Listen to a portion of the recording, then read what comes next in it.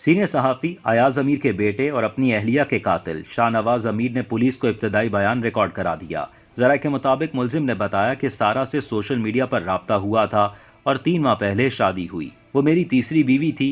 पहली बीवी का नाम भी सारा था। मुलजिम का कहना था कि सारा गुज़िश्ता रोज़ ही दुबई से इस्लामाबाद आई थी। मुझे शक था कि उसका किसी से कोई अफेयर है। इसने मुझे किसी से अफेयर न होने पर मुतमईन कर दिया था, लेकिन मुझे यूं महसूस होता था कि वो किसी मुल्क की एजेंट और मुझे मारना चाहती है। मुलजिम के बयान के मुताबिक गुज़िश्ता रात को भी सारा ने मेरा गला पकड़ा। मैंने सारा को पीछे धकेला। सुबह 9:30 बजे सारा मेरे करीब आई और मेरी गर्दन पकड़ ली। मुझे यूं महसूस हुआ मेरी गर्दन टूट जाएगी और मैं मर जाऊंगा। मैंने उसे धक्का दिया जिससे वो नीचे गिर गई। मुलजिम का कहना था कि सारा ने गिरने के बाद उठकर मुझ पर हमला कर दिया। करीब ही मेरा वर्जिश वाला डंबल पड़ा था जो उसके सर पर दे मारा। मेरे वार करने पर कमरे में खून जमा हो गया और मैं घबरा गया। मैंने खून साफ करने के लिए सारा को बाथ टब में डाल दिया। बाथ टब में डालने के बाद मैंने पानी खोल दिया ताकि खून बह जाए। मुलजिम का पुलिस को बयान में कहना है कि मैंने बाथ टब की तस्वीर खींचकर अपने वालिद अयाज अमीर को भी भेज दी और उन्हें सारा वाकया फ़ोन करके बताया। उन्होंने इस्लामाबाद पुलिस के सीनियर अफसरान को फ़ोन पर वाकये की इत्तला दी। साबिक वजीर खजाना इसहाक डार ने पाकिस्तान वापसी की तस्दीक कर दी। इसहाक डार का कहना है कि वतन वापसी पर सेनेट की रुकनियत का हल्फ उठाऊंगा और मुमकिना तौर पर अगले हफ्ते के इख्तिताम पर पाकिस्तान में हूंगा।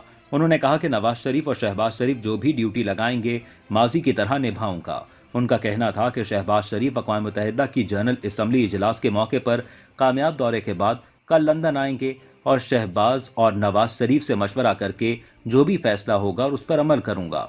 इसहाक डार का कहना था कि अदालत ने हमारी दरख्वास्त मंजूर की और वारंट मुअत्तल करते हुए कहा कि 7 अक्टूबर तक वापसी कर लें। ख्याल रहे कि इस्लामाबाद की एहतसाब अदालत ने आज साबिक वजीर खजाना इसहाक डार के दायमी वारंट गिरफ्तारी मुअत्तल कर दिए और वतन वापसी पर उनकी गिरफ्तारी से रोक दिया। फाइनेंशियल टाइम्स की रिपोर्ट में अक़वाम मुत्तहिदा की याददाश्त का हवाला देते हुए कहा गया है कि हालिया सैलाब से मुआशी बहरान में इजाफे के बाद पाकिस्तान को बैनुल-अक़वामी कर्जों की अदायगी मुअत्तल करनी चाहिए। बरतानवी अखबार फाइनेंशियल टाइम्स ने अपनी रिपोर्ट में अक़वाम मुत्तहिदा की एक याददाश्त का हवाला दिया है जिसे अक़वाम मुत्तहिदा का तरक्याती प्रोग्राम रवां हफ्ते पाकिस्तान की हुकूमत के साथ शेयर करेगा। इस याददाश्त में कहा गया है कि मुल्क के कर्ज दहिंदगान को कर्जों में रिलीफ पर गौर करना चाहिए ताकि पॉलिसी साज तबाही की सूरत में कर्ज की अदायगी पर माली इमदाद को तरजीह दे सकें। पाकिस्तान के दफ्तर खारजा ने मेमोरेंडम पर तबसरा करने के लिए रॉयटर्स की दरख्वास्त का जवाब नहीं दिया। पाकिस्तान के वजीर खजाना और वजीर इत्तलात से फौरी तौर पर तबसरे के लिए राब्ता नहीं हो सका। पाकिस्तान ने इससे कबल $30 अरब के नुकसान का तखमीना लगाया था और हुकूमत और अक़वाम मुत्तहिदा के सेक्रेटरी जनरल अंतोनियो गुतेरेस दोनों ने सैलाब का जिम्मेदार मौसमियाती तब्दीली को करार दिया है। पाकिस्तान में गैर मामूली मानसून बारिशों से मुल्क का 1/3 हिस्सा सैलाब से मुतासिर हुआ और तकरीबन 1600 अफराद हलाक हुए, जिसके बाद इन खदशात ने जन्म लिया कि पाकिस्तान कर्जों की अदायगी नहीं कर सकेगा। पाकिस्तान को रवा साल शदीद मौसमी हालात का सामना करना पड़ा है। बहार के मौसम में शदीद गर्मी की लहर ने मुल्क को अपनी लपेट में ले लिया था और अब सैलाब ने तबाही मचा रखी है।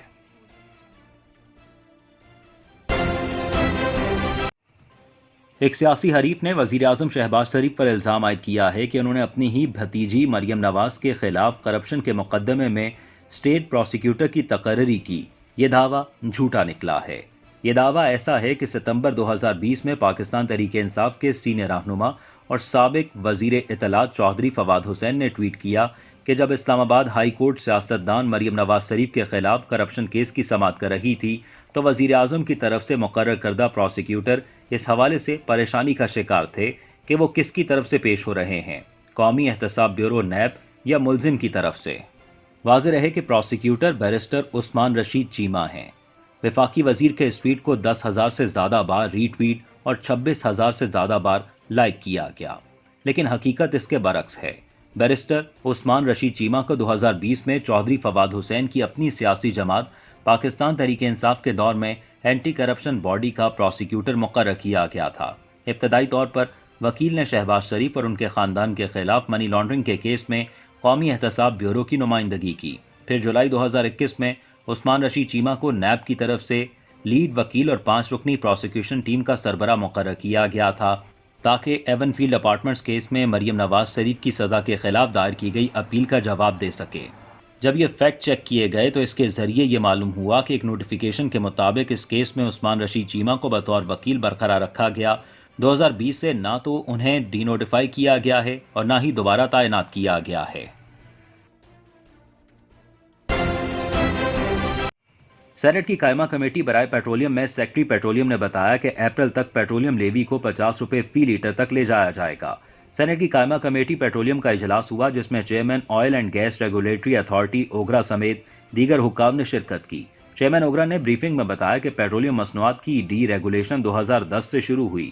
پہلے مرحلے میں فرنس آئل، پھر 2016 میں HOBC کو ڈی ریگولیٹ کیا گیا۔ اب پیٹرول اور ڈیزل کی ڈی ریگولیشن کے لیے کام شروع کر دیا ہے۔ سینیٹر محسن عزیز کا کہنا تھا کہ پاکستان میں صارفین کے تحفظ کے لیے کوئی ادارہ نہیں۔ ڈی ریگولیشن سے کمپنیوں کو لوٹ مار کی اجازت مل جائے گی۔ میں ڈی ریگولیشن کا مخالف ہوں۔ اس پر چیئرمین اوگرا کا کہنا تھا کہ ڈی ریگولیشن لفظ سے ابہام ہوتا ہے کہ حکومت کا کوئی کنٹرول نہیں ہوگا۔ پیٹرولیم مصنوعات کی قیمتوں کے تعین کا نظام مکمل شفاف ہے۔ ان کا مزید کہنا تھا کہ پیٹرول پر لیوی 37 روپے 42 پیسے فی لیٹر ہے۔ ڈیزل پر لیوی 7 روپے 58 پیسے فی لیٹر ہے۔ پیٹرولیم کے درجن سے زائد قسم کے معیار ہیں اور ان کے حساب سے ریٹ مقرر ہوتا ہے۔ دفتر خارجہ نے دنیا بھر سے سیلاب زدگان کے لیے آنے والے امدادی سامان کے اعداد و شمار جاری کر دیے۔ ترجمان کے مطابق سیلاب متاثرین کے لیے 15 ممالک اور 3 عالمی تنظیموں سے 123 طیارے امدادی سامان کے پہنچ چکے ہیں۔ متحدہ عرب امارات نے سب سے زیادہ 41 امدادی طیارے راولپنڈی، کراچی اور لاہور بھیجے۔ ترجمان کا کہنا تھا کہ امریکہ نے سیلاب متاثرین کے لیے 21 امدادی طیارے سکھر، کراچی، راولپنڈی بھیجے، جبکہ ترکیہ نے 13 طیارے امداد کراچی اور راولپنڈی بھیجی۔ ترجمان دفتر خارجہ نے بتایا کہ عمان سے سیلاب متاثرین کے لیے امداد کے لیے 8 طیارے پاکستان پہنچے اور سعودی عرب سے 5 امدادی طیارے پاکستان پہنچ چکے ہیں، جبکہ چین اور قطر سے 4 امدادی طیارے پاکستان آئے۔ ترجمان دفتر خارجہ کے مطابق ازبکستان، فرانس، ترکمانستان، اردن، نیپال، برطانیہ، روس اور یونان سے بھی ایک امدادی طیارہ پاکستان پہنچا۔ ترجمان دفتر خارجہ یونیسیف نے 3، اقوام متحدہ ادارہ برائے مہاجرین نے 13، عالمی ادارہ خوراک نے 3 امدادی طیارے بھیجے۔ ترکیہ، تاجکستان، عمان اور ایران نے زمینی اور بحری راستے سے بھی امداد پاکستان بھیجی، جبکہ ترکیہ سے ہلال احمر نے امدادی سامان کے 2 ٹرک، 3 ٹرینیں پاکستان بھیجی۔ ترجمان کا کہنا تھا کہ تاجکستان نے 87 ٹرکوں پر مشتمل امدادی قافلہ پاکستان بھیجا۔ ایران سے ہلال احمر نے ٹرکوں کے ذریعے 100 ٹن امدادی سامان پاکستانی ہلال احمر کے حوالے کیا۔ عمان سے حال ہی میں ایک بحری جہاز امدادی سامان لے کر کراچی کی بندرگاہ پر لنگر انداز ہوا ہے۔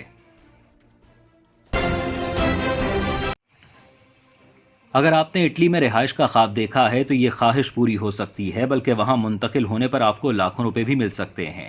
اٹلی کے جزیرے سارڈینیا کی جانب سے وہاں آ کر بسنے والے افراد کو 15,000 یورو 35 لاکھ پاکستانی روپے سے زائد فیکس دینے کی منصوبہ بندی کی جا رہی ہے۔ ویسے تو یہ تصور کرنا مشکل ہے کہ اتنے خوبصورت مقام پر آ کر بسنے والے افراد کو رقم دی جائے گی، مگر اس منصوبے کا مقصد آبادی کی کمی کے مسئلے پر قابو پانا ہے۔ اس مقصد کے لیے سارڈینیا کی حکومت نے 1.5 کروڑ یورو کی رقم مختص کی ہے، جو 3,000 افراد کو دینے کے لیے کافی ہے۔ اٹلی کے مختلف خطوں میں اسی طرح لوگوں کو آ کر بسنے کی ترغیب دی جا رہی ہے، جیسے کلابریا میں رہائش اختیار کرنے پر $33,000 دیے جائیں گے۔ سارڈینیا کو اٹلی نے علاقائی خود مختاری دی ہوئی ہے اور وہاں کے رہائشی اپنا صدر خود منتخب کرتے ہیں۔ سارڈینیا کے صدر نے بتایا کہ آبادی میں اضافے کے بغیر معاشی ترقی کا خواب ممکن نہیں اور اسی کو مد نظر رکھتے ہوئے نئی پالیسیوں پر کام کیا جا رہا ہے۔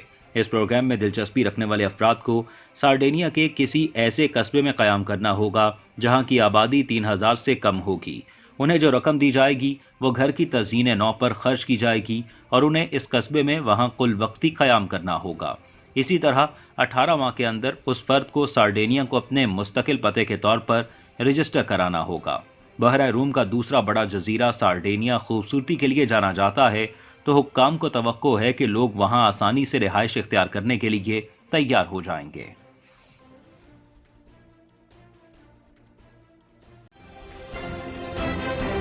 کھاریا منی ٹرانسفر سے پاکستان رقم کی منتقلی آسان اور محفوظ. Spot cash and account deposit آپ کی زندگی میں لائے سہولت. ہائی ایکسچینج ریٹ کے ساتھ رقم پاکستان بھیجیں اور MCB, NDP, HPL, UBL, allied bank اور ٹیلی نار پیسہ سے وصول کریں. مکمل تحفظ اور اعتماد کے ساتھ کھاریا منی ٹرانسفر اینڈ ٹریولز.